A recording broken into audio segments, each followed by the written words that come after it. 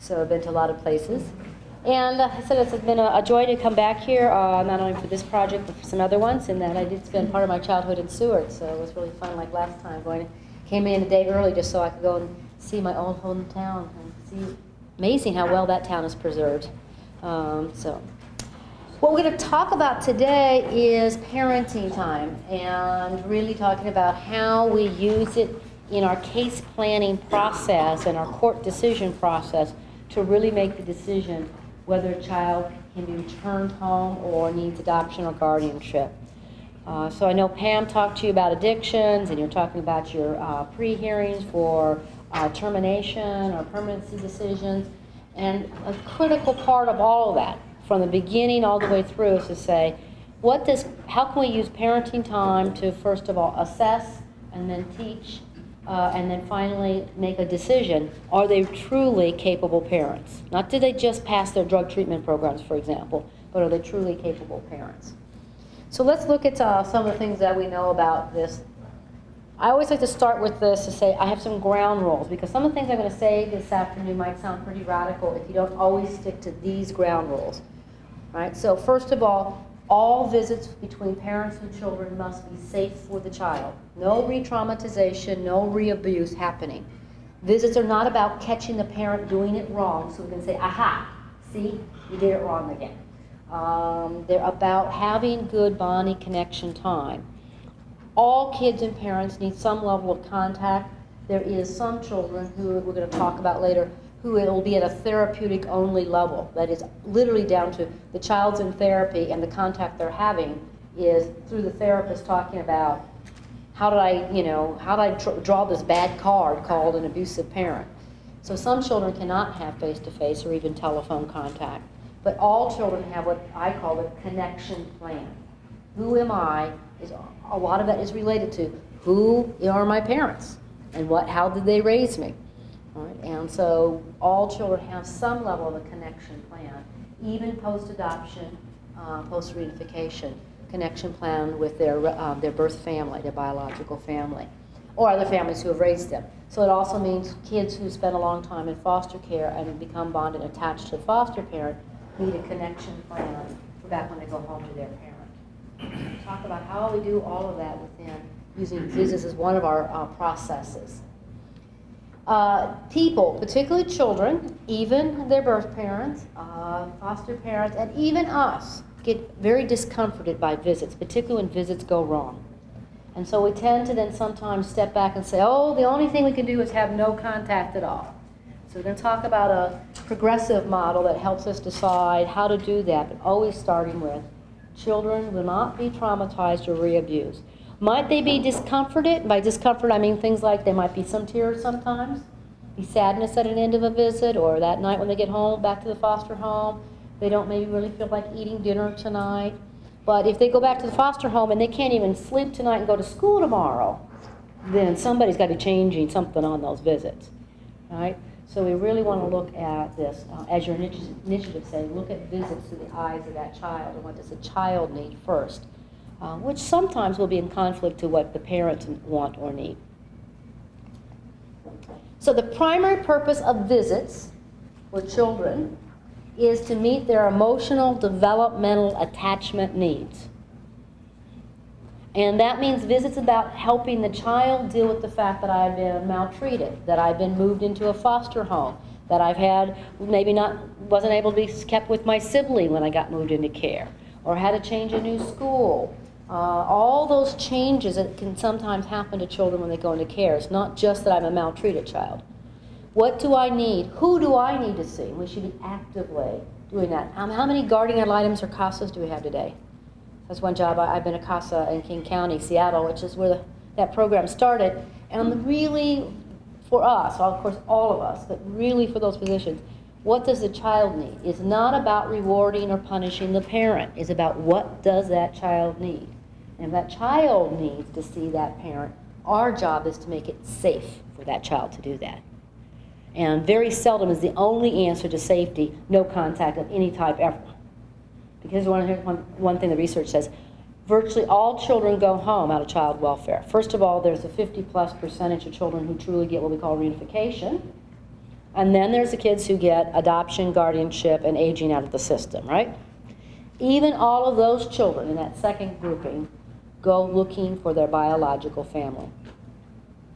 That is just a driving need that the humans seem to have. Children who've never spent a day in their life. And most of you have probably seen many or experienced children who were adopted right from the hospital go looking for their biological family. And here's the thing, they find them. Even when we think we can't find them, they find them. Another interesting research at Casey, and when they find them, they tend to move in for at least one night.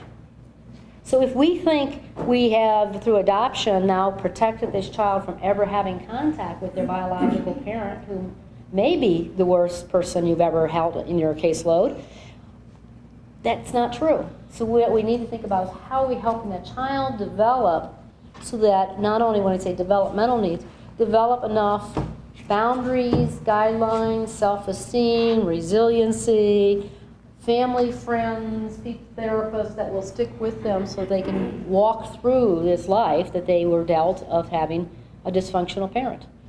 Not just saying, oh, they'll go off and get adopted and they'll live happily ever after again and we'll never think about their parents. It's not what happens to these kids. So we have to maybe, if that's what you're have been assuming, maybe you want to start rethinking that. Most cases get to second purpose. That is, now let's look at the visits around from the birth parents' eyes. What do they need? They need further assessment. The initial investigation usually doesn't tell us enough about all what's working and not working in this family. And so we use visits to complete our assessment process. And then once we've kind of gone beyond that, we're starting to move into using visits for teaching, coaching, mentoring. How do you parent this child? You know, whether it's cause and effect or just random choice, a lot of our children in child welfare are not easy children to parent. In fact, some research says up to 50% of kids in care have a diagnosable developmental delay. Educational delay, mental health issue, physical issue.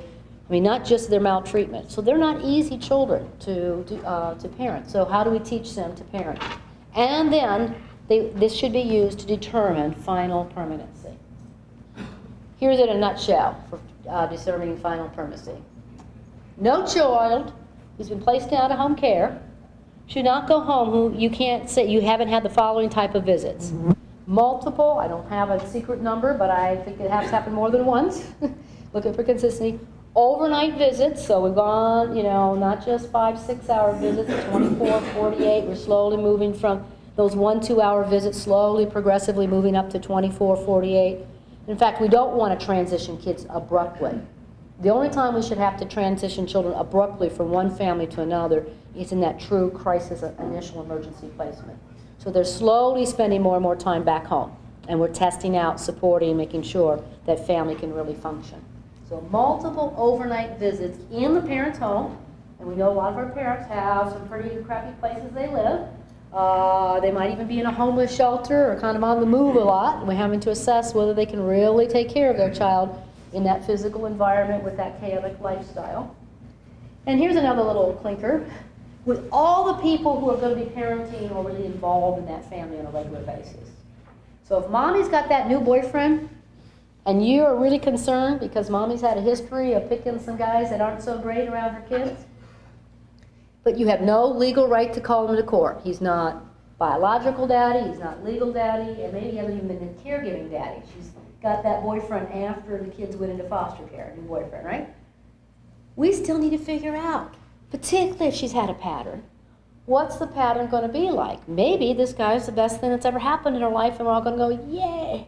And maybe we're going to find out he's like some of the other men she's picked up, and when she's kind of doing single parenting in front of us, she does great. You add him into the mixture and things start falling apart, right? So we have to be creative about how we now try to encourage these folks. One state has actually now put it that people in that situation that the judges are actually allowed to call them into court to actively get them, try to actively get them involved in saying, we need to see you parent too if you're going to be part of that life. But definitely through the mom's requirements to say, we're not telling you can't have a boyfriend, but we're telling you if you have this person planning to live with you when you return the children home.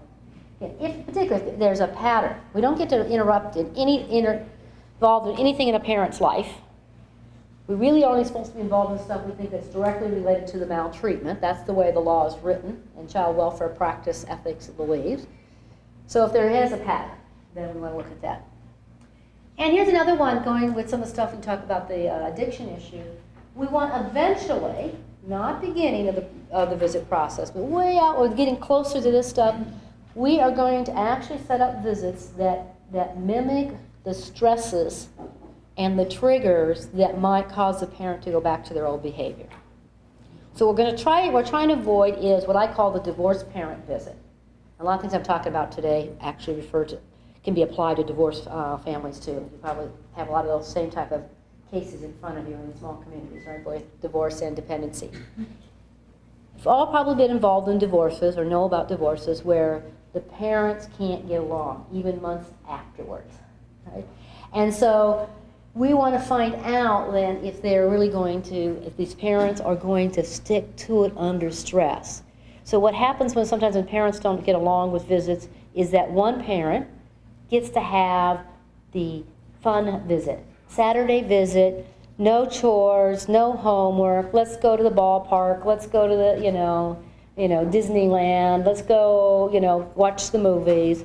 And then the other parent gets this child after the end of the visit and has to do all the real parenting. That sound familiar? We want to avoid that in child welfare cases. I think we want to avoid that in divorce cases too, but I'm not here to talk about that today. Kids are better off when both parents have to do real parenting. So if we have a parent, for example, who's had an addiction issue, who's into their recovery, on their visits are looking good, we want to eventually get to the point that it's the triggers they can't get rid of. The situations, a trigger for an addicted parent could be their kids being crabby, right? We want to find out if they really can stick to it. It's Friday night, you're stressed out, this is when you used to go out and get high, are you going to stay to it? So we use the visits to really help inform us whether that parent really can stick to it under normal parenting, not just under highly supervised, structured parenting. We'll stop right there. Questions so far? So I have the joy of having you right after lunch when it's like people are going to want to go to sleep, whether they think they enjoy what I'm saying or not. Any questions? Is it making sense? Okay, then So hopefully you've seen this already, but there is, your state has come up with some guidelines on parenting time that really talk about how to do it, and particularly what are some of the minimum hours. And we have a slide on that in a minute to show you some of those. But to say, children, when we first think about visits around children's needs, we have to think developmentally. So if you had a best friend who had, let's say they got sick or something and they had to go into Omaha, and they're going to have to be in the hospital there for several months, but they just had a baby. And they call you up because you're in this business and they say, what would be best? Would it be best to leave the baby back here with grandma in the local community and maybe come and keep maybe grandma moves into that house with that baby, keep the baby on the same schedule, and maybe once a week drive into Omaha to see the parent? Is that what you'd be recommending? 1 hour a week in the hospital? You think, what would happen to that mom and baby or dad and baby if we did that? Well, the good news is stability, consistency, same house, same schedule, which are very important to babies. We all know that. The bad news is if that baby only sees that parent once a week in that hospital setting, where there's real limitations of doing a lot of normal parent-child stuff, and limitations on time in the setting, how much bonding attachment is probably going on? Very, very little, right? And I had not quite that extreme, but my second son was born 2 months premature and spent his first month of his life in an incubator at a university hospital. Luckily, it was only a mile from my home. My husband and I knew enough about this. I was already involved in this, been training and working and being a social worker. We were down there once every 4 hours for a month straight, at least every 4 hours, because we knew it was not only critical for our well-being to see how our child was doing, but for that bonding and attachment time. So some of the simple concepts of, we do know things about from child welfare developmental perspectives about what it takes to maintain bonding and attachment, or for some of our families, to initiate it if they don't have it going when they come into our care. Excuse me. Yes? If you get a copy of the Nebraska guidelines. Where, as I say, It's right on the front page of our website if you go to the 3 guys thing. Here is national best practice from my resource center that I work for, which is Permanency and Family Connections. A number of us who specialize in this topic have kind of been pulling together what we know from the research and from best practice what it is. So best practice is not research, all research-based, and it's definitely not law-based. So it must be written. Well, duh, but you'd be surprised how often it's not, right? And it needs to include all the parties that are involved. If you kind of develop this visit plan and you don't talk to the foster parents, I can tell you from experience, you're going to have all sorts of problems. If you now say to the foster parents, you know, we're going to have visits 3-4 times a week. And oh, by the way, we're going to do it, we picked a time that works for us, but we forgot to check in with your family schedule or the baby's schedule, right? So we need to really to combine that. We'll talk a little bit later about getting this group of folks to work as a co-parenting team versus you have them and I have them and never the twain shall meet. Visits should be as normal as possible. That is, try to get them out of your offices. Try to get them to be long enough that people are in environments and things where parents are doing normal things. And for example, most of our parents are not violent. Most of our parents have not physically assaulted their children or abused their children. That's not why most kids are in care nationally. What's the number one reason in your counties? What's the number one allegation that leads to children being removed? Drugs, but specifically neglect, right? You're not drugs that assaulted the child, but drugs that led to neglect. So our parents can often have all sorts of contact using other people like foster families, relatives, community providers that would get us up to the higher level of contacts in a week that we're recommending. They could go to church together. Maybe somebody from the church picks a child up on Saturday or Sunday, whatever their religious services are, takes them there, the parents meet them there, they're under supervision, but it's not a therapeutic teaching visit. They go to doctor's appointments. They go to schools. They absolutely should be doing that. They need to go to a doctor. You know, it's that time of year to go to the doctors and decide whether to get the flu shot. Birth parents should be involved in that decision. That's not something just for the foster parent to go, oh yeah, I believe in shots. And don't even think about asking the birth parent whether they want their child to have those shots. Parent hasn't lost that right, unless it's specific in the order from the judge, to make medical decisions. I can tell you things that got me in the biggest fights with between my foster parents and birth parents. Haircuts, religion, right? School issues, right? So, for example, in one situation where was an uncle who was a caregiver decided that the boys should not be involved in the basketball team because they were failing school. And the mother and other people were really upset with them because they saw basketball as one of the positive things in those boys' life. Who gets to decide, right? And here's one of the biggies. What food the kid eats on visits. Oh, the fights that can happen because somebody didn't like the food a child got from one parent or another parent. Right?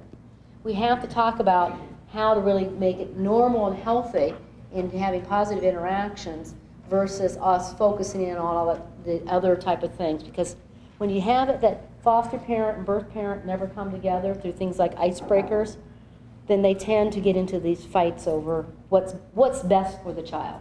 And next thing we know, we're in a courtroom arguing over whether apples or carrots or granola bars are the right snacks to have on a visit.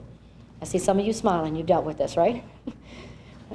And that usually isn't the child abuse issue at that point. And so what is the issue? We've probably got people who are fighting over who owns the child's love, is what I see it as. Who owns this child? Who gets to make the decision? There's 10,000 decisions a parent has to make in a 24-hour period. We can't say that everything has to be decided by the judge. So how do we come up with something that promotes healthy life for a kid? Consistency. People work better with consistency, as adults as well as children, in particular adults who have things like drug-impacted brains. Our goal is that the first face-to-face contact be no later than 48 hours after placement. And this is a good time when you think about things like an icebreaker meeting, but often the communities that have that going on, that they may have an icebreaker meeting and then before or after that have a parent-child visit. It doesn't have to be long. A lot of the first visit is just people literally physically seeing each other and seeing that you're okay. You know that 7-year-old parentified kid, He has not slept the last 2 nights because he's terrified that his mom isn't being taken care of or is being beaten up by dad, right? Or he's terrified that his baby sister who didn't get placed with him isn't being taken care of because he's the one who took care of. Why would he think that some stranger he's never met would take care of his baby sister? He's the one who made sure that she got food every night and she got taken care of, right? So even our most parentified kids, sometimes we get this idea that we'll make them happier and more kid-like by taking all this responsibility away from them. That isn't going to happen in the first 48 hours in care. They're going to think about the world through their reality, and their reality is adults don't take care of my baby sister. I have to take care of her. My mom can't even take care of herself. I have to take care of her when she's intoxicated. Make sure she didn't fall down drunk and get hurt tonight. They're terrified, and we need to help them deal with that and not just think we're protecting them by keeping them from the ugly reality of their lives. Here's one we had an ad recently, and I hear it's not so much a big issue here so far in Nebraska, but the case-carrying worker, and this is probably the issue more about your privatization, is who's the case-carrying worker becomes question. But by that, I mean the worker who is writing the report, making the recommendations, not only on things like visits and services, but the final recommendations around permanency. They're writing from the kind of agency point of view. They must see the visits at least once a month. You're so lucky to have other people helping you out with visits because you need to see if that parent and child are really interacting well, right? You can't just rely on all these reports coming in from all these other professionals and then somehow like you're some little computer that can just put it together. There's no scoring tool that works. And we need to have consistent care of visit supervisors who are watching how that parent and child are progressing, because it's a very complex thing. There is no evidence-based tool that the American Psychological Association has come up with that a psychiatrist, for example, can use to say, I know this parent and child are bonded and attached. They can have an opinion, but there is no scientific tool that tells you that, that's evidence-based. So it's very important that the people who are given opinions in court about, I think this parent and child are bonded attached or not, in my opinion, it's very important that they've had seen them regularly over time versus a 1 or 2 office hour, visit, and they say, oh yeah, I know. Right? Attachment is a very culturally specific process. It looks very different. I can tell you, my German Lutheran family, if you'd watched us by some of the standards I hear people are looking for, and they give me checklists, we wouldn't have looked like we are very bonded and attached. My parents hardly touched us, except to spank us occasionally. They never said, I hardly ever remember them saying the word, I love you, out loud. But did I feel bonded and attached and taken care of? Do I think, even with all my expertise, I would never say I grew up in an abusive home or a family that wasn't bonded and attached. But if you watched us for a given hour in a room together, or about that little baby that was born 2 months premature when he was 15 years old, if you'd put him and me in a room together for an hour and locked the door with nothing to do, we would have looked very dysfunctional.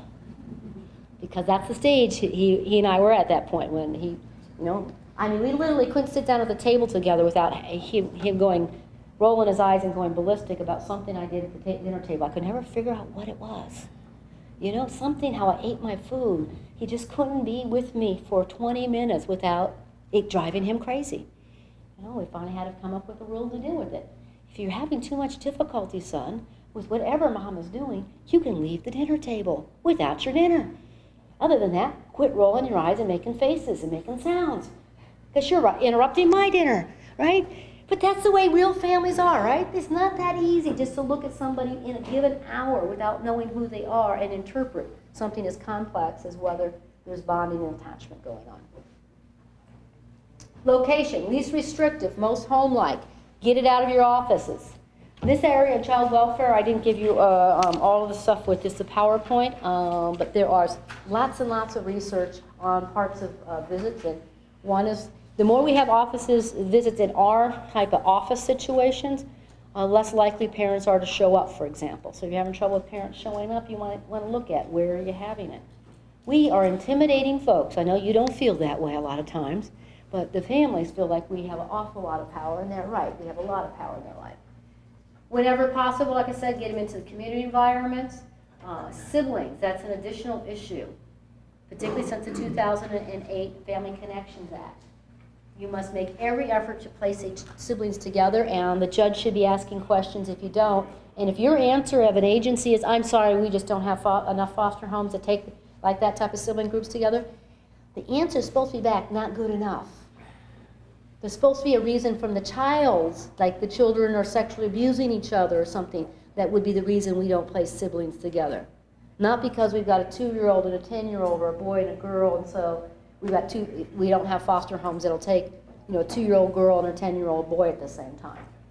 It's our job, I'm going to talk a little bit later about finding families, to find families that can do that.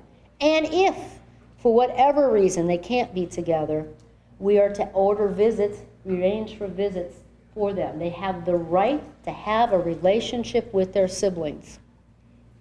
Now, the feds haven't come out yet with a official definition, and you know how federal laws go, right? The act just basically says they have the right for visits. They don't define all the what-ifs, yes, buts. What about half siblings? What about, divorced parents got this kid in another state and has not under the jurisdiction of the court, and what about if the an adoptive family takes the kid off and doesn't let them have visit?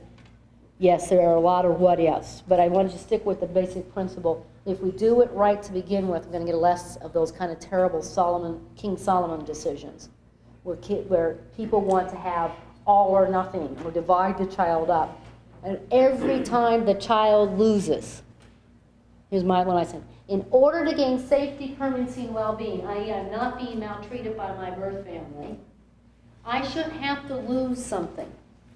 And constantly in our current child welfare system, children lose connections with siblings, with extended families, with cultural communities, religious communities, school, their belongings. They lose. And even when they finally get something called reunification or adoption, too often these two sets of families say to the child, if you're going to love me, you can't love that other family. If you're going to be adopted in my family, I'm going to change your name, and I don't want you to ever think about your biological family again, because that's an insult to me. They don't say it that way, but the kids know that's what they're being told. Right? I mean, we even see it again with divorces, where two people who biologically gave birth to this child is now telling the child, if you're going to love mommy, you can't love your biological daddy, or vice versa. The kids constantly are the losers, right? I don't have an easy answer, except we can use visits, icebreakers, finding family programs. The earlier we start these things, the less likely we are to create these problems, where you're a year, 2 years in the system, and then there is no easy answer, or sometimes no right answer at all.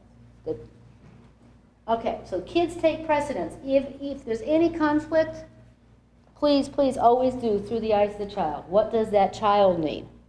I'm sorry if it's going to be inconvenient for you to get along with the foster parents and meet with them occasionally, mom and dad, but that's what you're going to need to do because your child needs that. And punishment in discipline is not part of the process. Often saying like this, Daddy, if you go to drug treatment, you get to see your kids. Pass free random UAs, go to drug treatment, make so much progress. Mom, if you get rid of that domestic violence battering boyfriend you have, then you get to start having unsupervised visits. But you can't have that until then. Even sometimes caregiver parents say this to kids. John, if you're not good this week and don't get good grades at school, I'm going to call the social worker and tell her not to let you have your visit this week. Any language like that, we should be pulling up the red flags, pulling adults into meetings or even into court and say, what were you thinking? It is the child's right to have a relationship with his family. It is their ethical, cultural, and now legal right to have a relationship with these people.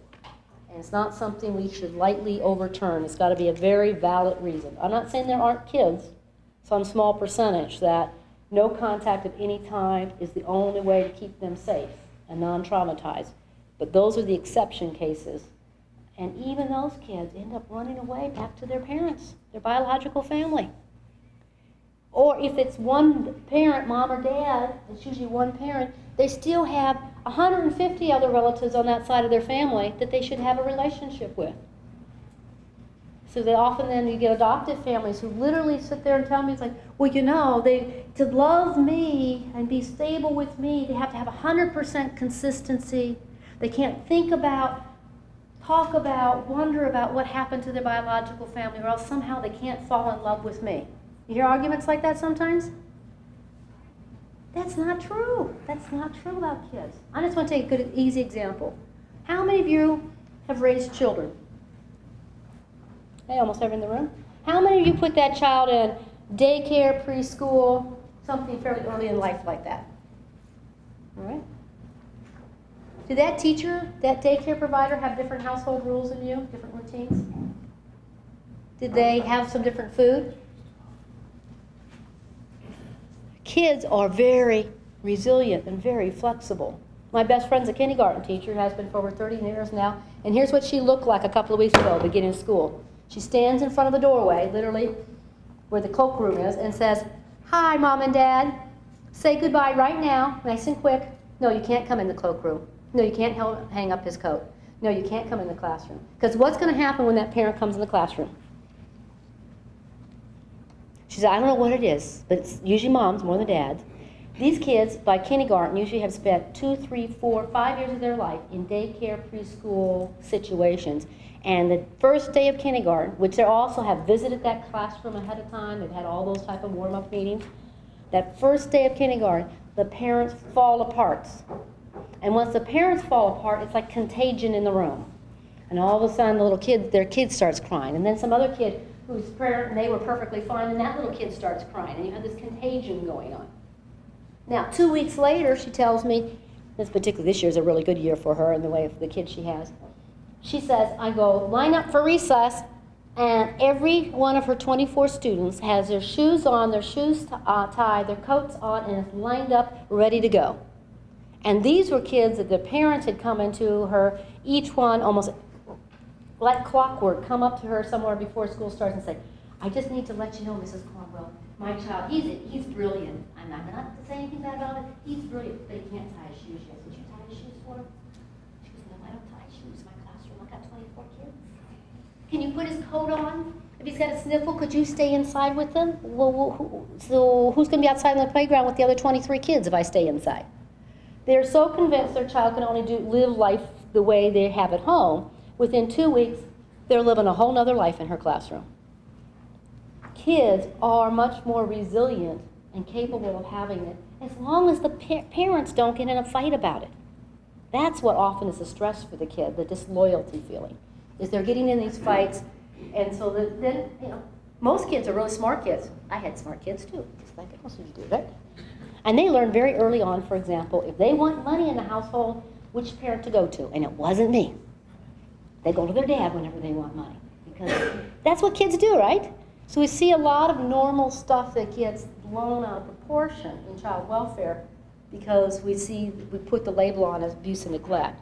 Go back to good, basic parenting, child development, and really say, is that really true for this child? What's the evidence that this child must have everything 100% consistent? Diet, sleep, clothes, discipline, 100% consistent between one family and another, or else it's going to cause this child to fall apart. Here's your minimum standards by Nebraska.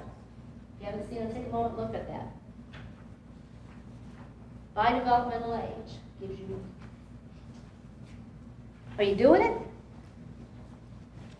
Most places aren't doing that. It's good standards to have, but most places aren't. They're similar to some of the national standards we recommend out of our NRC. Now, if you're thinking that it's only about the caseworker having that many visits, having 5 visits a week with an infant and their parent, then it's not going to happen. You don't have enough staff. Even if you got a big infusion of money, which we know isn't going to happen. But if in those 5 times a week you're counting things like they went to church together, the parent went on a medical visit together, they went to the preschool together, the daycare, with our resource families, our families that are really involved in there, they might be coming over to the foster families or the relatives' home, doing some more parenting. When you put all of those things together, then you start getting closer to the 5 times a week. Maybe one of those 5 times a week is the formal teaching session, where you need the higher level skilled person to supervise and actually teach and coach. But a lot of our foster parents are excellent people to be the parents. I mean, if they can't be good at parenting, then they're probably, why are we having them as a foster parent, right? If you have a special needs child, an ADHD child, or a drug-impacted baby, our foster parents are some of the best folks we have around being able to know how to teach and coach. They may not be a formal teacher or have initials behind their names. They're really thinking about that. And then we want to supplement it with phone calls, school activities, and other things. We really want to supplement a lot of those things. Invite school activities, it might be, the parent might do something as simple as go to a parent-teacher night, and to learn more about their kid. They might not be having any hands-on time with the child, but they're involved in their child's life. Don't make it too easy on these birth parents. If you take away all these tough parenting jobs, of which only a handful of them they've probably been failing at, right? Then, it's really easy to be a parent. It's kind of like being a grandparent. How many get to be a grandparent? I haven't got that far yet. I got 2 adult sons, but I don't have any grandchildren yet, right? It's really fun, isn't it? That's why I keep hearing from my friends who are grandparents. It's really fun. You get them for a couple hours. You can feed them anything you want, and say, oh, yeah, you don't have to go to bed now, or you can watch that TV show. Mama said you knowingly violate the parent's rules.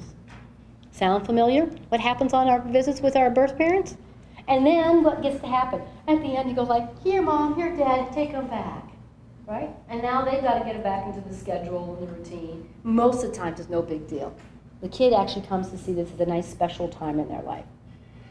They might eventually become even bonded and connected with, attached to you, particularly in a parenting level, if you're really doing a lot of parenting as a grandparent.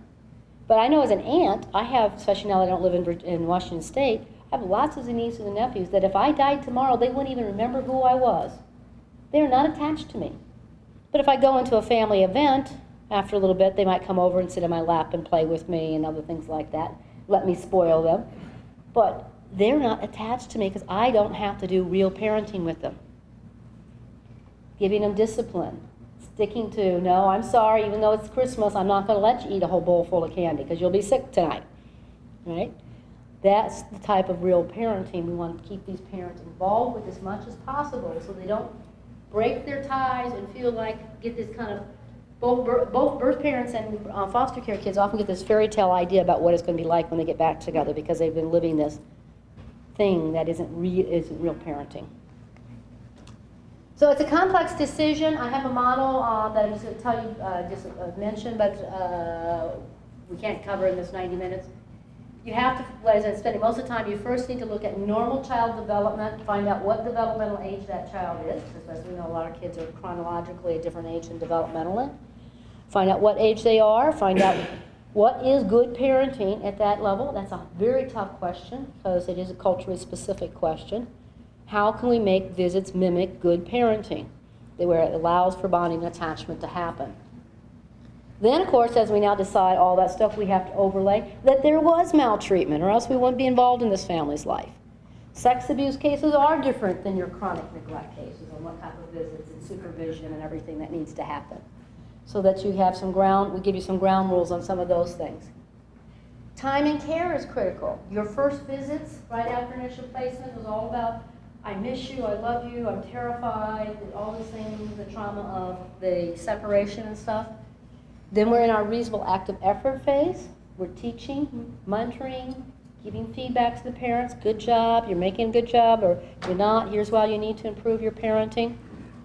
Final permanency decision, I said earlier. Then it's critical at that time, that 12 to 15 months in care.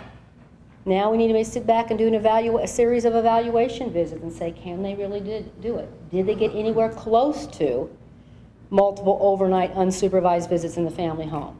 If you can't get there, you're not making substantial progress. Right? Something's not working when you're trying to figure out reasonable active efforts. One of the definitions I have for it is if you're in the 12th month of care and you're still at 2-hour visits fully supervised in a secure location, you haven't made substantial progress. Right? We want to see progressive visits. So I'll describe what progressive visits looks like more in a minute. And then post-permanency. As we're moving into the permanency decision, hopefully, even back here at the beginning part, as we selected that family that truly can be a foster care family and would adopt or guardianship if that doesn't work out, that we truly have developed a co-parenting team. You cannot decide at post-permanency this time, expect these two families are now going to suddenly cooperate if they've not even met each other before. That adoptive family is not going to suddenly cooperate with that family that you now just terminate parental rights, because they think they are the worst people in the world. And they have fallen in love with this child, and of course they want to protect this child from this evil person. If that's their only perception of the birth parent, of course they're not going to cooperate. And if that wasn't enough to consider, then you have a number of other factors. All families have culture. Are you keeping that child connected with their culture? In the 2008 law, it specifically says with Native American children, we must not only have ICWAC staffings and stuff, we must maintain the child's connection with their culture. It doesn't describe what that boundaries are, but we need to be thinking about that. I think that goes with every child. Every child has a culture. Addiction, big issue. How does that impact visits? Domestic violence, a huge one. From the cases you need to be most scared about supervision and safety issues is domestic violence. Those are the ones we have some of our most scary things happen because, as you know, with domestic violence batterers, they can look very calm. It's not a matter that they have lost control of their anger. It's a matter that they use anger to control other people. And so they can look really good on visits and have not really made progress. Or even more scary, we give out recommendations in a nutshell that says something like that. When in court orders, you should not even be naming the date and time of the visit for the victim parent, that the batterer parent shouldn't even know what those are, because they often know where the visits happen, and they will sit outside that location. If they know it's Monday afternoon at 2, they will sit outside location and then track people home, kids or the victim parent. So domestic violence is some of the most scary type of visits and how to keep them safe. Incarceration. Should kids visit incarcerated parents? What do you think? What the kids tell us is they want to. They're like, it could be scary, it's uncomfortable, and it's very hard to make it anywhere near natural and normal. But the kids, again, say they want to. And sometimes even the parents are the ones saying, I don't want my kids seeing me in a jumpsuit or whatever, orange outfit or whatever they have to wear in prison. Sometimes they have to do visits through the plexiglass. Yeah, but the kids want it, and we can do it, we can make it okay for them. Just a minute on attachment bonding. I mentioned it earlier. So I'm going to give you the 2-minute lecture on what attachment bonding is. We're still trying to figure this out. I said, 1950s and 60s, American Psychological Association didn't think it was necessary to bond and attach to develop a normal human being. Anyone remember the Reese's monkey experiments? That's what finally convinced the APA that we actually need it. We all know, at least people in our profession know, children who have their bodily needs taken care of when they're infants, but not their emotional attachment needs, can die from failure to thrive, right? So here's how it works. Kids has a normal discomfort. I don't know where my pointer is, so there it is. Has a normal discomfort, a wet diaper. That baby does what? Cries. Then a parent, and I said parent in parentheses there, could be an older sibling, could be any, it doesn't have to be a biological parent, changes their diapers, child feels comfort, parent feels success, attachment begins. Babies are luckily programmed, because anyone who's been around a newborn recently know, they can be pretty exhausting little beings, that we want to attach to them and they want to attach to us. And so we put up with a lot of chronic crying and wake up all nights and all sorts of things those first months of life, right? And in an hour, you might do this cycle 2, 3, 4, 5 times. Change the diaper, fed the baby, put the baby to sleep, help the baby to play, burp the baby, all sorts of stuff, right? Now, most of us get it when it comes to babies. Let's tie something a little harder. Let's talk about a teenager. A normal teenage discomfort. Name one. That's something that teenagers... I'm bored. Oh, I love that. Okay, I'm bored. Mom, Dad, I'm bored, right? They might say that out loud. How else might they express their boredom? Slam doors? Yell at their sister or brother or parent? Get themselves in trouble? Do something, right? Because they're bored, they don't, they're doing something? Now, here's the hard part. What does a parent do at that point? This is what I meant by it isn't easy just to say do normal parenting. First of all, some of us don't know at all the answer, and some of us like, well, this is what I would do. I'm not sure if that was what you would do. Maybe I'd yell at my kid. Maybe I'd put him in timeout. Maybe I'd give him a chore. If you're so bored, let me give you a chore. Have you heard those type of routines? All of those might be appropriate, and probably none of those are child abuse and neglect, unless done to some extreme. You want, on a visit between a parent and teenager, you want that cycle to happen. So if you have this visit, like I said, I call it the divorced parents, so say, let's go to the local McDonald's. Kid goes in, runs ahead of their parents. They get out of the car, run across the parking lot before their parent can get hold of them. They're up to the counter. They order anything they want off. They gobble down their food, have all the sweet stuff, and hardly eat anything that you might call healthy food. And then they're in the pinned-up ball play areas. And the birth parent and the supervisor of the visit are sitting over there on the little McDonald's seats watching them. What's wrong with that visit? The parent didn't have to address one single discomfort of that child. Give them one boundary, one rule, one fun interaction, one loving interaction that included the parent. You could take the exact same visit and make it a good visit. So it's not the location itself. Parent makes sure that the child, hey, no, you have to hold my hand to walk across the parking lot. You're too little to walk across parking lots and know how to keep yourself safe. No, we're going to select out your lunch together out of the menu. Here's what you can have and not have. No, you're going to sit down and you're going to sit down and eat with me for at least this amount of time. Or you can't have your ice cream before you have your hamburger or whatever it is. And, oh, let's go over and we'll play in the ballpark together. Let me teach you how to get better at this, how to play safely with your siblings. Right? See? Then the parent and child had to go through the cycle and learn how to do real bonding and attachment. So it isn't just, we all kind of know what it looks like for newborns, but we're not as good about it as identifying what does it look like. So the same visit provides that parent and child opportunity to bond and attach. Rules, structure, love, fun, all those things end up being part of the bonding attachment cycle. So you should see in a visit plan these type of elements. Purpose. Are we working on bonding and attachment? Every child and parent should be working on bonding and attachment. Second purpose. Anyone remember now? This half hour ago I said, what's the second purpose of visits? Teaching and assessing parenting skills. So if there is a particular parenting skills related to the maltreatment, what is it we're working on? Giving your child structure. Teaching your child how to climb and play safely. Making sure your children don't beat each other up during the visit, or inappropriately. What's the parenting skill? Learning to supervise your 2-year-old. Length, frequency, location, most of us already have those in visit plans. Who attends and who doesn't attend, right? That can be really important. What type of activities are we going to work on? Level of supervision. Who's responsible to bring the food, bring the diapers, make sure things happen? These are details that end up causing some of the nightmares on visits. Somebody's binky or security blanket got left behind, and that kid is not going to sleep. And I tell you how many times I was halfway to Seattle, grandparents lived in Tacoma, and we had to turn around and go back to Grandma's house and get the binky. Because, I found out the hard way, because I didn't grow up with binkies. I sucked my thumb when I was a kid, so I didn't realize as a first-time mother that after you suck a binky for a while, it gets bigger. And so I went to buy I got these like a baby showers, and I got the new binkies, and I'm like, oh no, he has a bigger one. What's the big size? So you know how it is. New binkies don't taste the way old binkies do, and the kids don't want them. It's critical. This was a normal, healthy kid we couldn't do this with. You think about our kids who've been traumatized. Something as simple as your binky got left behind means that tonight somebody's going to have a really hard time going to sleep.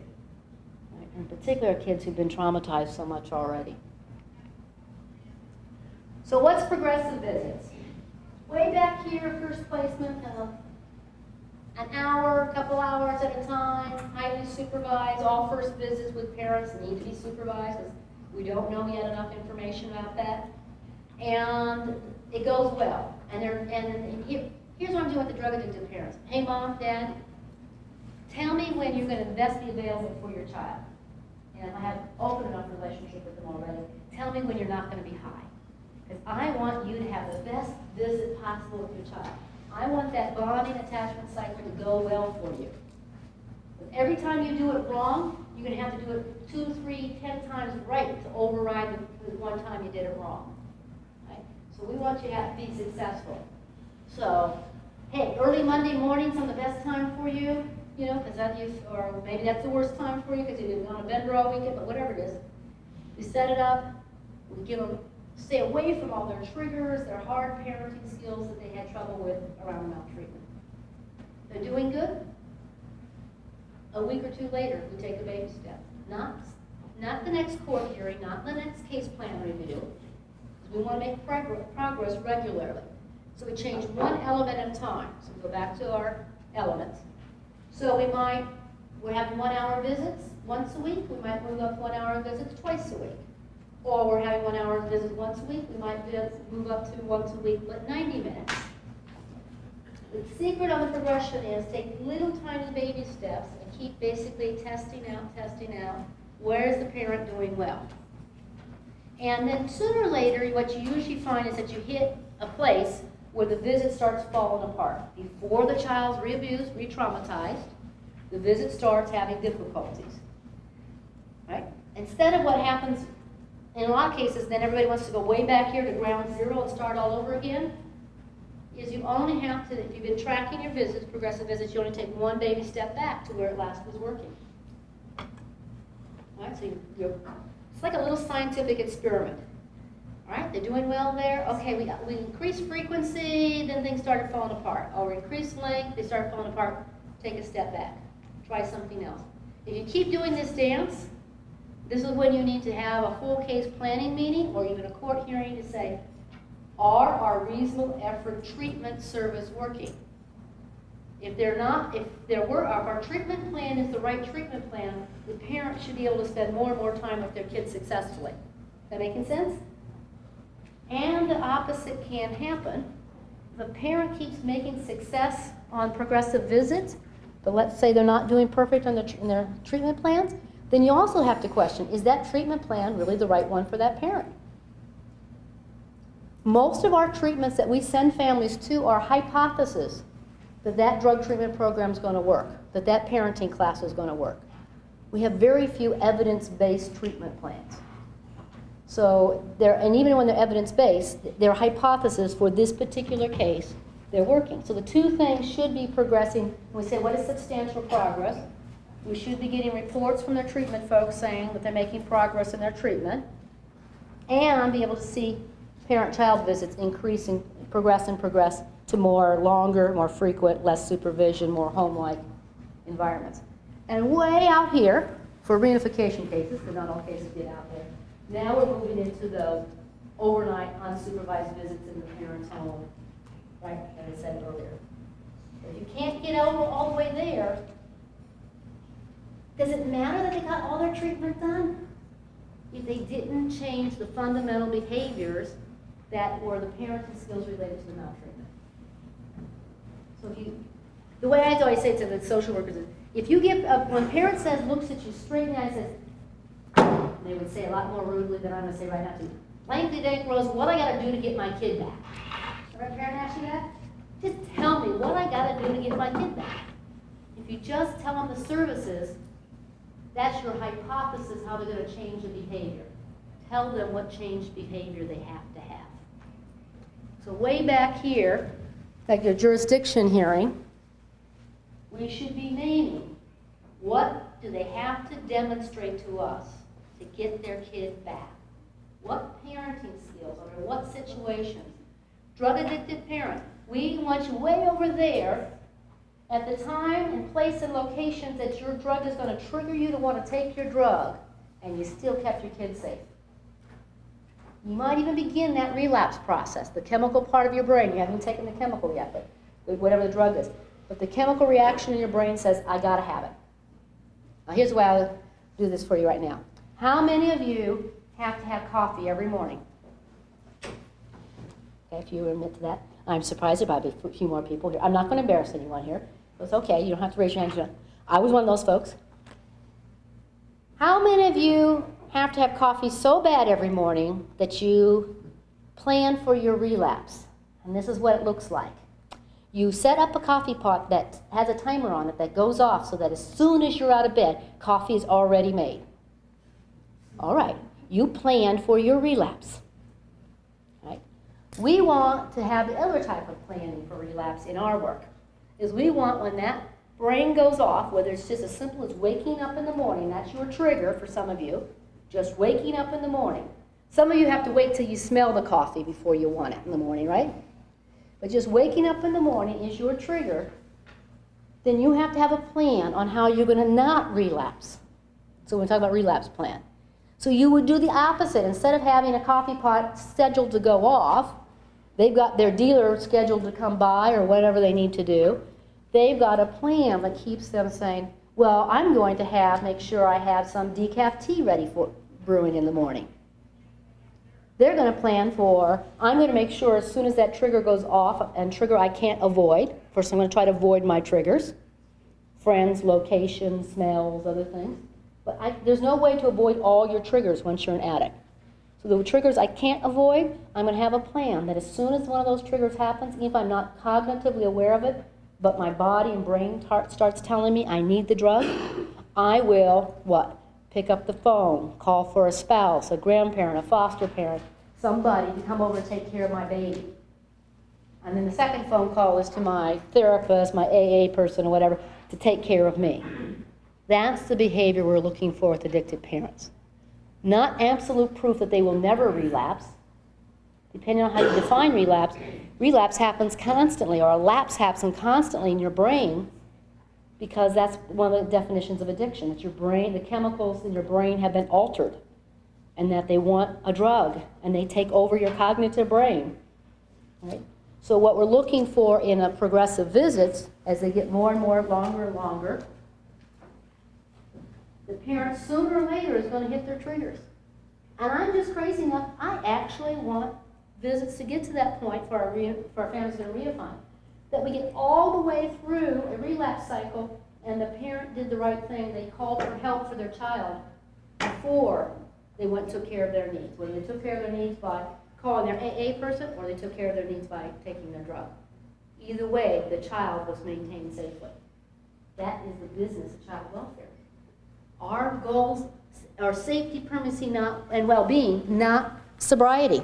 Sobriety is not the ultimate goal in child welfare. And I assume what you know and what Pam told you earlier today, and we all know that you can be sober for a long, long time and 20 years later relapse, right? And we only have 12 months to make this decision. They're definitely going to still be struggling with addiction and that relapse process within a return within 12 months for an addicted family. Our job is to find out, will their safety relapse plan work? Will it work when the chemicals start saying to the parent, take the drug, take the drug, take the drug? Will it work? And we kind of joke about things like, it's hard enough with caffeine. I mean, I had to go through with my withdrawal headaches before I got myself off of it. And I don't crave it anymore. Luckily, it's not one of those drugs that tends to stay around in your system like some of the drugs our parents take that says 10 years later I could care less if I have caffeine. That doesn't happen with a lot of the drugs our parents take. Let's stop there for a minute on what is progressive and what are some of the issues about addiction that I brought up. Sure, somebody's got to have a question at this point.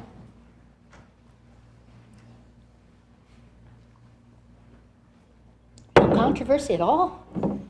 Yes? One of the challenges with this is, you mentioned the relapse and taking care of it. But in terms of the department, it seems like it's way easy to measure the relapse because they have a dirty test. Right. But they're addressing the dirty test rather than the safety of the child, because that's too hard and It's much harder. muddied, and it gets really frustrating. And I absolutely agree with you. And I want to say, no one should walk away from here and say, I think it's okay for addicted parents to take drugs. It is not, I mean, some people walked away from my sessions and said, I'm not saying anything about that. I want them to get sobriety. I think most of our families who have addictions, they need it. But I also know that in 1 year's time, with some of the type of addictions, particularly our co-occurring with mental health and chemical addiction, the chances, I mean, one doctor is telling them take a mind-altering drug, and another therapist is saying don't take a mind-altering drug. Right? It's a very complex thing with a codependent parent who's mentally ill and addicted at the same time. process back, way back here in jurisdiction of being able to, and this is not easy to do, not easy to get agreement on, I'm not saying to get an agreement among all the folks involved in the case, parents, caseworkers, attorneys, jails, and ultimately the judge. What's the changed behavior? What would tell you if the parent does this consistently enough, given their maltreatment, that would tell you that there's a good likelihood the child can go home safely. And just taking drug tests isn't going to tell you that. Drug tests also don't tell you whether a parent is capable of having a visit today. Drug tests and safety are not, I'm going to get a little rude. P-tests don't tell you, folks, whether a person's safe today or not. Safety and drug testing are not. Drug test is a great tool for our chemical dependency therapists to use and for courts to use. But not when it says, if you don't pass your drug test today, you don't get to see your kid. You can be absolutely perfectly capable of having a visit today, even if you're slightly intoxicated. And a lot of our drug tests, most of our drug tests don't even tell you what level of intoxication somebody has. Most of them actually don't tell you in this moment how intoxicated is a person. They can tell you that they took a drug, how long ago, how much they're impacted by it at the moment. So it's much more difficult, you're absolutely right, sir, to sit down and say, how do I tell if a parent's safe? Please, here, I'll give you my nightmare. And I know this happened, after I gave this example up in Oregon, we had a real case like this. Co-dependent parent, mentally ill and drug test, passed her drug test. Okay, social worker takes them out to a park, they're having a visit, he's overworked, he's in the car, writing up some case notes, kind of keeping an eye on them. Mother was not on drugs right now. In fact, unfortunately, she wasn't on the drugs she should have been on, her mental health prescriptions. And the demon in her brain said, take the child. And she took the child and killed the child within yards of that worker. Ran behind the bush and killed this baby. You can't use drug tests to tell you whether a parent is safe. Either way, they could be clean and not be safe, and they could have a little bit of drugs in them and be perfectly capable of having safe enough with their kid today. Also, this is where sometimes we get in the confusion on progressive visits. Some of our parents are perfectly capable of even having like 1 hour unsupervised, let's say like that church meeting type visit. Go to some type of religious event or school event, and we don't have any formal agency social worker supervising them. But we checked in with them ahead of time, we have a good enough pattern with them, they could go do that, and that parent could do that for the rest of their life. They could be the 1 hour, 2 hour a week parent and do great at that level for the rest of their life and never get to 24/7 parenting. Because in a 24/7 situation, it's too stressful. So sometimes I hear parents' attorneys argue, well, if you're going to give them 1 hour unsupervised visit, we might as well send them home. It's like, whoa, that's a big leap, right? That's why the progressive model is really much more messy. I should have warned you that. I usually warn my groups before I start this section. I'm going to make your life more complicated because it's not as easy as taking a drug test, and it's not as easy as once every 3 or 6 months we write a visit plan and then we stick to it for the next 3 to 6 months. So you have to write court orders or recommendations like, over the next 3 months we're going to be working on these parenting skills, and we're going to start here, level, frequency, supervision, and our goal is to get here in the next 3 months, so we see substantial progress. And then like the social worker gets to decide within that range, because it could be some of this dance. Go a little bit forward, go a little bit back. And as long as they're staying within that range, we don't have to keep running back into court and asking the judge permission. That, gee, I don't know if that happens in this court, in your courtrooms, but I hear in other places where we get so rigid about frequency and length, Well, the parent was court ordered to allow to have 2 hours a week, twice a week, 2 hour visits, and last week the social worker cut it short after the first hour. So we're going to go into court and have a big hearing about it because the parent's rights have been violated. Here's what I tell social workers when I teach them how to supervise the visits. If that parent-child cycle is going well, bonding attachment's going well, whether they're doing easy parenting skills or tough parenting skills, we keep the visit going the duration. If the parent starts having trouble, then we intervene, and I teach them on methods on how to intervene. If after no more than 2 interventions the parent can't do it, you call today's visit short. And here's what I tell the parents. You would much rather have a shorter visit that was successful than your entire legally allowed time that ended up in a disaster. And then we're back to, way back here with the kid traumatized, everybody upset, folks, foster parents saying, what were you guys thinking to allow this parent to have a visit at all, right? We want, again, that ground rule I gave you, that every visit is successful and safe for the child. Not that there's no discomfort, not that the parent didn't have to discipline the child or have the child get crabby, or maybe even the child had a temper tantrum at Walmart, right? But the parent dealt with it successfully. Within reasonable amount, it's like perfect, it's pretty embarrassing when your kid has a temper tantrum at Walmart. You can get all the way through that without having a meltdown. You're probably a pretty good parent, in my opinion, because I know how difficult it was for me to do those things, right? Other questions so far? Okay. Types of maltreatment, you do need, as I said, to look at the different types and really deciding what's the parenting skills. So what I heard earlier when I said what's the number one reason allegation, you said drug addiction. At least the way I was taught, that's actually not an allegation, that's a risk factor. The allegation is like lack of supervision, allowing unsafe people in the house, there's no food in the house because you're drinking up all the food money. That's the actual neglect, right? So we have to go back to those behavior when we say, what I got to do to get my kids back, we have to start defining what is supervision. So give you a challenge. You got an 18-month-old in your life. What does good supervision look like for an 18-month-old? What would you expect of a responsible person, be their biological parent or somebody else who's in charge of an 18-month-old child, normal 18-month-old behaviors? What do 18-month-olds do? First of all, they're mobile. Right? It is their nature to be curious, right? And it's their nature to explore, right? So they'll do things like figure out, is that, what's that fun little thing in the outlet that mom puts stuff in, but I'm not allowed to. I want to go outside. And I don't, they don't necessarily say, Mommy, can I go outside? They just, the door's not locked, they toddle off, right? They get into the kitchen. There's all sorts of unsafe things in the kitchen. How would you describe, what does a parent have to do for an 18-month-old that would be a reasonable standard? Identify risk factors in the environment. Okay, great. So they would be able to identify risk factors and ensure whatever way they need to with their home, their McDonald's, somewhere else, somebody else's home, that they given their child's propensity for stuff that the child's kept safe. And to do that, you probably have to be in sight or sound distance of that child. And to do that, then we're going to lay on addiction issues, and to do that, you have to be in a cognitive brain set that allows you to keep up with an 18-month-old. They have that TV show, Are You Smarter Than a Fifth Grader? It's like, I hear about it. Are you faster than an 18-month-old? How fast can an 18-month-old get in trouble? How many seconds does it take to not be watching some of your, have many of you had that with your kids when they're 18 months old? You cannot be in a drug-induced state and keep up with an 18-month-old. So this is where we say that's why the addiction is an issue for your mom and dad.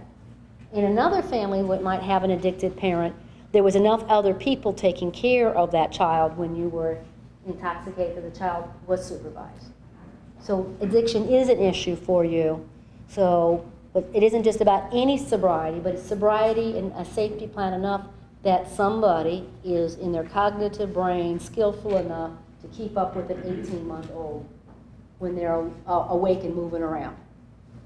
And of course, that could even be in the middle of the night with some 18-months-old, right? It's setting that type of standard and being really clear.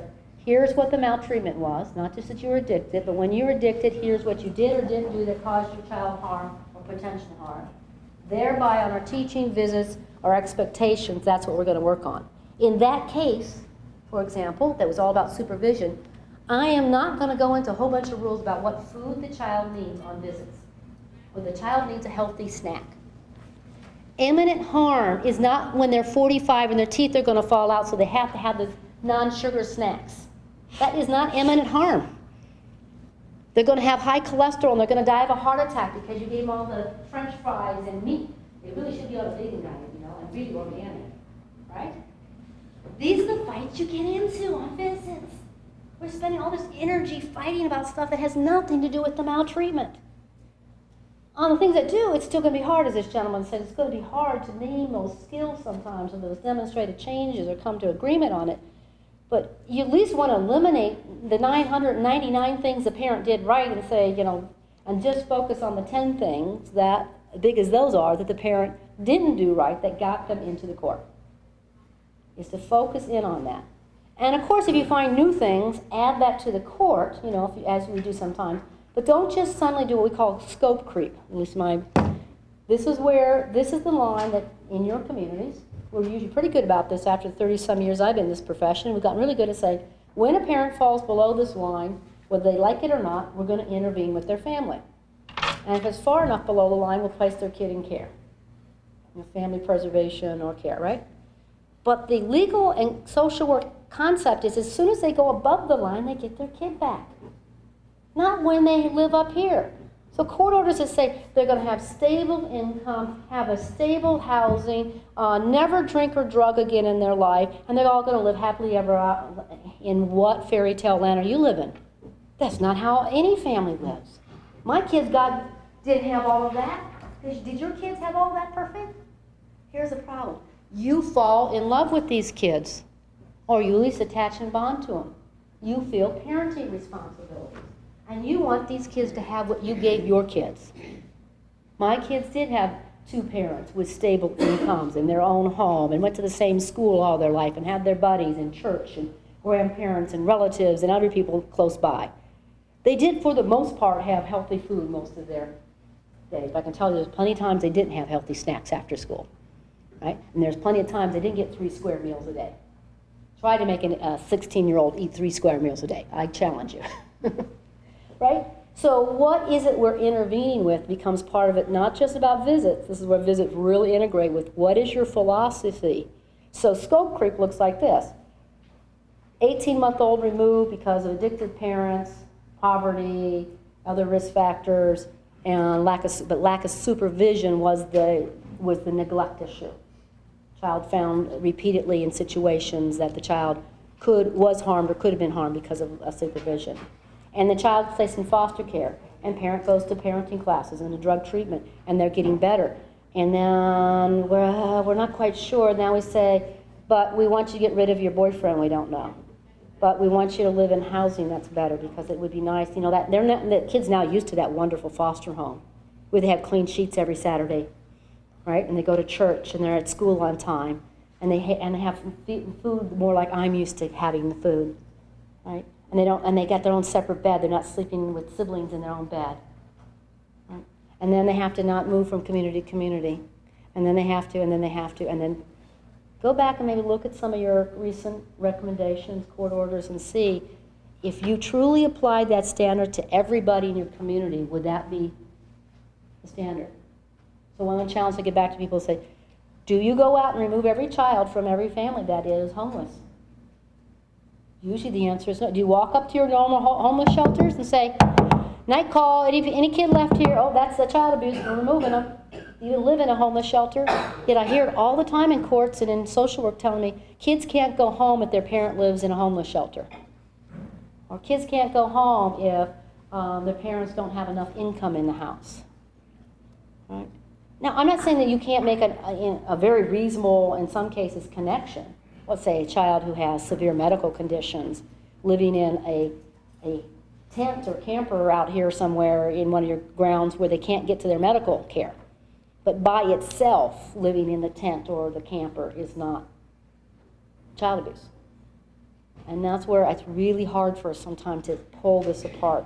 And I mean, everybody I work in this profession, we struggle with this. Say, what really was the maltreatment? So this is kind of an example I gave. 2-year-old, not in a room, capacity, a capable person within sight and sound is the parent capacity we're looking at. What we might want to do is have a progressive one that starts with a structured closed door. So that would be in the progression of like where the visits are. Then you might move the visits into a more open room, or in that same room with the door open to see if that parent can still keep an eye on their 2-year-old. Then we maybe move to an entire house, and then yard with the fences, and then maybe into really community. So that's just on one element, location, that we thoughtfully, planfully moved into locations that are going to be harder and harder for this parent to keep their eyes and ears on this child at all times. Or we might do it longer and longer. Or what's one of the most difficult, stressful times in people's life when you're parenting? In a 24-hour period, when are some of the toughest times to parent? Meal times, bed times, right? Get up in the school times. Are you doing your visits during those? Not necessarily your first visits, but do we have visits that because we have to supervise them, they're always between 8 and 5 when everybody's in a good mood and everything's been taken care of? Or do we actually do them? Not at first, but as we progress, we're actually moving the visits in times, locations that test out that parent's ability to actually do it under stress, not just when everything's all been taken care of by the social worker or the supervisor of the visit. A little bit on who supervises. Here's my definition. This alone, I think, makes a big difference in community. If you could get together in a community and say, we are going to agree that when we use the following terms in court, we all know what they mean. So what I hear people throw around supervised or not, and it's actually a long continuum. For example, the county of San Francisco in California, they did a major project. This took a lot longer than they thought it was going to, where the judges, CASAs, county workers, they have county system there, but legislative workers, got together and they actually came up with a 6-step continuum model for what different names for different types of supervision.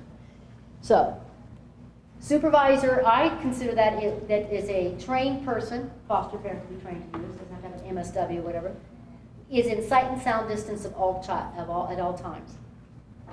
But then you have to break it down. Are they doing teaching visits? Are they doing an assessing visit? Or are they doing a safety visit? So for example, in a teaching visit, you're actually having somebody coach the parent on that new parenting skill, like how to keep up with that 2-year-old and keep them corralled and safe in normal family life, like you're trying to cook dinner and keep the child supervised at the same time. Extended family members can be really great at this. Who in their family is already doing good parenting, doing it in a cultural way that's appropriate in their community and can teach them how to do it. Assessment visits usually take a higher level person, like an agency caseworker who's going to be coming into court. And back to what I said earlier, judges, I would really highly recommend, and we came up with this little orange checklist for you and for other folks, is that people come in, state worker comes in, a new privatization agency worker comes in and says all the stuff about recommendations, and you say something like, how did you know that? Have you seen a visit? And if they're telling you they're making all these recommendations and they're never seeing the parent-child interact, that's third-party testimony. So get the person in who's actually into your courtroom. What are they actually doing? Are they skilled to know how to assess a parent-child, to teach and model? Safety visits are where we're doing just usually bonding attachment stuff, like going to the school, and sometimes, like the parent could go to the school, let's say, parents are going on a field trip. There's the teacher, there's other parents, there's 30 kids. We don't have to have a formal supervisor for all those visits, except for really unsafe parents. And that's not our norm. Most of our parents have never even assaulted their children when they're intoxicated and they were alone with them. They're chronic neglect. It's a tough, tough case. But our fear that these parents are going to randomly assault their children in public in front of other people, unless we have all these kind of like security guards around them, is not your normal case. And if this is your normal case, then you probably need even more security, because in a lot of communities we have people supervising those cases who don't know what they're looking for. They don't know domestic violence, they don't know addiction, and they don't know until an incident happens right in front of their eyes that they need to stop it. And the job of a trained assessment supervisor, coaching supervisor of a visit, is that they see the signs before they happen, they see the red flags, and they intervene before we have an incident, before the child gets re-traumatized by something happening. That's a much higher skill than just keeping general safety going on. So is that something that sounds, that may be one thing as you go into your afternoon session, something as simple as that when we say supervised, monitored, observed, unsupervised, therapeutic visits, I hear them call all sorts of different things. Do we all agree what that really means? When we're talking about that in case planning meetings or in the court, do we all agree what those words mean, so we don't have an accident happen because one person thought supervised meant X, another one meant Y. When I went back to my old social work office in Seattle, when I was at CASA, first of all, visits rooms were down in the basement, no windows. They had toys in there that I swear are toys I donated when my kids had outgrown them, like indestructible big Legos that do last a long time. Leftover furniture that, again, the social workers donated. Why spend money on a visit room, right? And here's what even worse. They had those little slit windows that you have like in supervisors' doors, and a security guard walked up and down and peeked into the window, and they called that supervised visits. It's like no one's even, I mean, it's like until somebody's like screaming bloody murder, the security guard would have no idea. Most children who are being traumatized on visit, it isn't physical or sexual assault. It's the look. You remember your parent had the look? I bet you a lot of you parents had that look. That your parent gives you the look when you have crossed the line and you're in big trouble. That's a very useful look to have as a parent. Because you can be in all sorts of public places and not have to scream at your kid, and your kid knows they better come in a normal parenting relationship. In a traumatized, abusive relationship, it can be as simple as, how's your dog? How's your mom? Because those are the things that parent use to threaten and control the child. So the untrained supervisor of the visit has no idea that child was just traumatized and re-abused right in front of them, because they don't know it. Or the parent who was sober, you even did your blood test, your drug test, your pee test, whatever, and made sure they were sober before they came to the visit. The visits are stressful. Being an addicted person under stress, they after they've been in the visit for a little while, they excuse themselves to go to the bathroom and they use their drug of choice. And an hour into the visit, they are now fully intoxicated. But the supervisor of the visit doesn't know what to look for until the parent is out of control. So this is the challenges we have about choosing our supervision and making sure. Things can go wrong in the visit. So I'm not being Pollyanna to think everybody can just go off and have unsupervised visits and they're going to live happily ever after. But imagine moving unsupervised. And unsupervised never means the child has no backup system. The younger the child, the more vulnerable, the more backup systems we have to have. You know, the other partner living in the house, the other parent, grandparents, foster parents who drop in. Older kids, they have more of an ability to pick up a phone, ask for help. But the younger the child, the more difficult it is to move to this level. And therapeutic visits, this is for those kids who actually cannot have any face-to-face contact, even phone contact, without it being traumatizing. And some of our kids do fall into that category. I believe every child, if that's the description, they come in front of the court and say, this child, just by even hearing the phone, saying you're going to have a phone call with mommy or daddy, goes into total meltdown. You got some of those type of kids in your caseloads that you've seen? That kid still needs a plan. I call it a connection plan. If they're that traumatized by their parent, you're right to say no contact right now, but somebody better therapeutically be dealing with it. Because they ain't going to just get over it because they ain't seeing that parent. The trauma is going to be in their brain, and some of the current research says with the brain trauma stuff, we used to say things like this when I was a baby social worker. Oh, it was so, we didn't want this child to be abused, but wasn't it a good thing they got abused before they really got cognitive memory? They don't remember the abuse. We used to think that was a good thing. Now we're much more at the opposite is what we're believing, is that if you don't remember the abuse, but your brain has actually been traumatized, so it isn't that memory, right? We have all these brain scans now say your brain has actually been traumatized by the experience, chemically altered in different ways. And now you're 5, 10, 15 years old, and you are acting out on your trauma, but nobody is giving you the cognitive story about what had happened. You got adopted by that wonderful family who felt like it was best for you just never to know that those terrible, terrible things happened to you when you were 1 year old. Then the child still is acting on the brain trauma but has no cognitive story. And almost all of our therapy is cognitive-based therapy. That is, you tell your story in some type of therapeutic environment to get to the point that you are not self-blaming, not having uncontrolled rage or other type of reactions to this trauma in your brain. So keeping the kids a secret from the kid turns out not to be the best way to protect them in the long run. So like I said, it's unfair. I'm really sorry, get them a good therapist for whatever it is. I may not be the person able to do it, but every child should have a connection plan. Does that make sense? It may not be a visit face-to-face with mom and dad. And as I said earlier, almost every child will go looking and find their parents face-to-face at some point. So our job is to get them protected. Here's one little quick story I'll tell you. I had kids who Sexually, a lot of teenagers on my caseload at one point. I had an all teenage caseload for like 5 years. And my sexually abused girls particularly would run home to these daddies, mom's boyfriends all the time, because foster care was pretty crappy for them. They got taken away from their mothers, their siblings, their schools, their neighborhoods, put in pretty not that great of foster homes, at least in Seattle. What we had for teenage kids were not very good foster homes for the most part. Not what we often see with foster parents. And after a couple of months, their parent didn't have to ask them to recant. They wanted nothing to do with child welfare, with the police department, with the criminal charges, because they knew that daddy loved them, and we had not proved to them that we were going to take care of them. We made their life miserable. And I don't know about your local cops. My cops in Seattle would only go out about 2 or 3 times, and they'd say to me, Rose, we ain't going to go out and pick up Jane anymore. It's your job as a social worker to figure out what to do. I even got some of those kids hauled into court.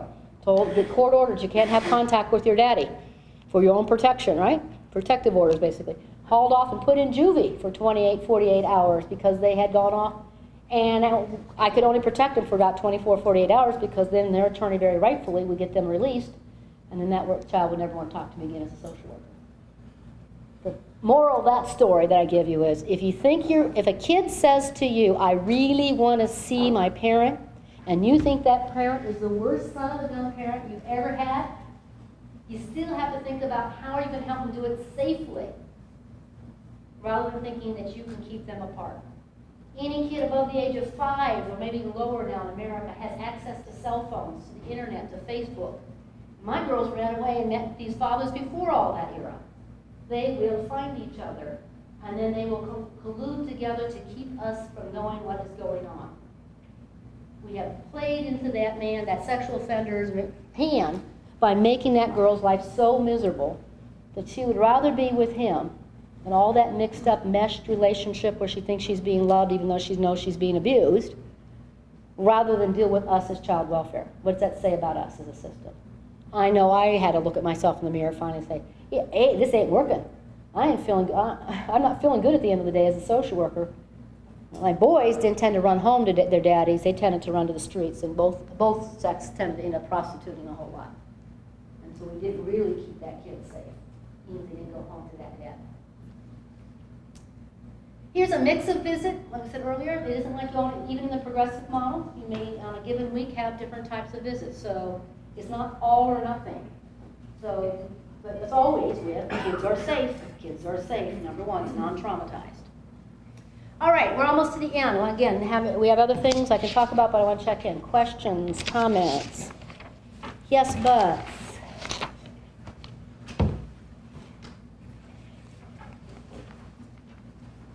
I'll just do this quick one.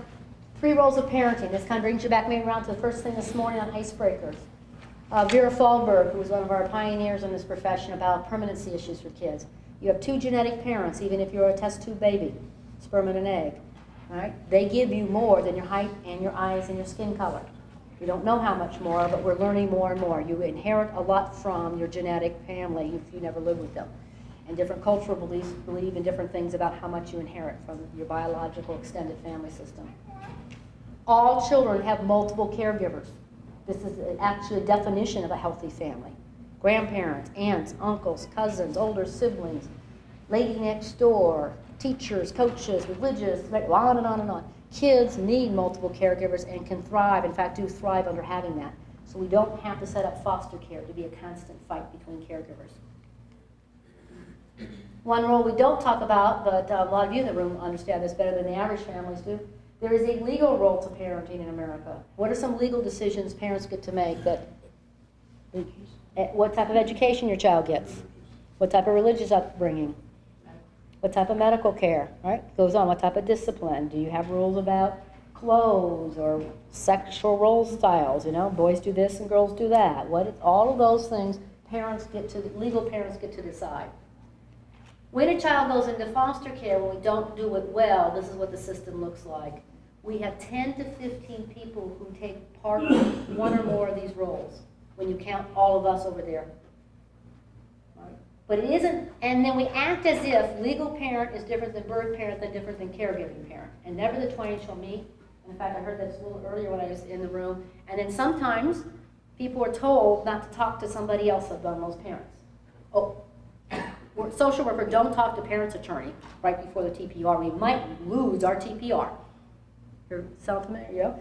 Foster parent, you can't talk to birth parent. You can't even know who they are. You might run into them at Walmart today, but we're going to pretend as if this is all confidential relationships. This, in a nutshell, is what happens to kids in particularly long-term foster care. We take on little pieces of it. So that's my job. I'm the judge, I'm the social worker, I'm the foster parent. And sometimes the only person talking to every parent is the child. Or we're talking to them. Kids tell us we talk to them, we don't talk with them. And you see all the gaps for that kid? How many places their life could fail them? Who's doing moral development? Who's doing sex ed? Who's even talking about these things with our adolescents? As if this doesn't exist with kids in foster care. In fact, it's a bigger issue, often because some of these kids have been sexualized and stuff. So what we're trying to move to when we talk about icebreaker meetings and all these different other types of meetings that are filling up your calendar is what another way to look at it is you're doing this, you are co-parenting together. You're getting everybody in the room, as many as you can together at a given time and say, what are the areas that are unique to me, that it's only my job to do it? Right? There is jobs, that just the judge gets to do, or just the social worker, or just the birth parent. And what are the areas that because this kid is a kid, and a traumatized, abused kid, we need to come to some common agreement so we're not fighting over what snack the kid got on a visit. That's not, if we have to disagree on something, these are the things that should be pretty easy to solve, right? That we come to these regular agreement and we end up with a child who has multiple people who parent them. And then if we decide to put the two bottom circles together for adoption or guardianship, it's still going to have an overlap with birth parents. You can terminate parental legal rights. You cannot terminate biology. Nobody gave you the authority to terminate biology. And what the kids have shown us, 40, 50 years, long-term foster care doesn't work when it looks like this. Particularly when caregiving parents, foster parents are constantly changing. And judges, attorneys, caseworkers, social workers are constantly changing. So. Anything else? No, it's been a long day for you. There's more in the packet. And let's see what I get to. I just want to get to the last one. This one's in your packet, but I just added this slide if you want to write it down. You can also send it out to. There's several different sources for you or your colleagues to get some more training on this online for free. That includes a curriculum I just wrote for the Child Welfare Information Gateway, so that's at the training.childwelfare.gov. Through the Eyes of the Project, this very project, take a great series that we did earlier this year with kids here in Nebraska that not all of you got a chance to go to, talking about siblings being placed together and if not, having visits and connections. We get to hear from the youth as well as me about ideas on that. And for the folks who like more maybe audit, or if you want to kind of see almost a similar version of this, couple-hour version of this, or let's share it with your colleagues of me presenting at UW TV. Follow that too, that there is a videotape of me doing a similar type of presentation on this. So there's a lot of free resources out there. I do also want to really encourage RNRC, all of them do this, but the RNRC that you have on this page before, we'll go back to. You don't have to wait for us to get official approval from the feds. You have to do that for me to come in on site like this. You want to just call me up, you want to call my NRC up or send us an email. I heard you say something, I heard you mention a research or law or another state's programs. We will find it for you, send it to you, email it, phone call you back. You don't have to have a fancy name next to your name, job title next to your name for us to respond to you. So we really see ourselves as a resource center, so please take advantage of what we have to offer you. Anything else? Got another minute or two? Or you're so dead tired, you had so much information. And I couldn't even shake this group up today. I tried to give you some stuff that would be shocking, but you guys are either really tired or you're way ahead of some of your colleagues and are shooken up by some of the things I said. Anything? Thank you very much for inviting me to be here.